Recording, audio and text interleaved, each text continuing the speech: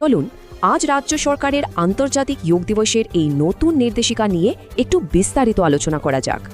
প্রশ্ন হলো, আগামী ২১শে জুন সরকারি কর্মীদের ঠিক কী করতে বলা হয়েছে? চলুন সরাসরি দেখে নিই। সমস্ত ছুটি বাতিল। নির্দেশিকায় পরিষ্কার বলা হয়েছে ওই দিন উপস্থিত না থাকলে কিন্তু বেশ বড়সড় বিপদ। কিন্তু এই কড়াকড়ি ঠিক কাদের জন্য, কারা পড়ছেন এই সরকারি নির্দেশিকার আওতায়, সেটাই এবার দেখার বিষয়। স্থায়ী, অস্থায়ী, চুক্তিভিত্তিক বা দৈনিক মজুর সবাইকেই থাকতে হবে। এমনকি রাষ্ট্রায়ত্ত সংস্থার কর্মীরাও এর বাইরে নন। কাদের থাকতে হবে তা তো বুঝলাম। এবার চলুন দেখি এই বিশাল কর্মসূচি ঠিক কখন আর কোথায় হচ্ছে। একদম ভোরবেলা পৌঁছাতে হবে। কর্মসূচি শুরু হবে ঠিক সকাল ৬টায় আর চলবে পৌনে ৮টা পর্যন্ত। কর্মীদের নিজেদের অফিস, রেড রোড বা মিলন মেলা প্রাঙ্গণে ঠিক সময়ে জমায়েত হওয়ার নির্দেশ দেওয়া হয়েছে।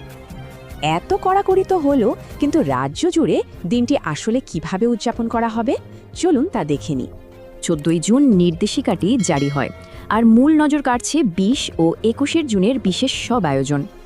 মূল অনুষ্ঠানের ঠিক আগের দিন মানে ২০শে জুন কলকাতার গঙ্গাবক্ষে থাকছে এক দারুণ বিশেষ আয়োজন।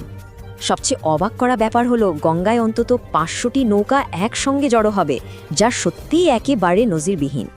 সূত্র বলছে বিজেপি সরকারের উদ্যোগে এই বিশাল এবং ব্যতিক্রমী আয়োজন রাজ্যের নতুন রেকর্ড গড়তে চলেছে।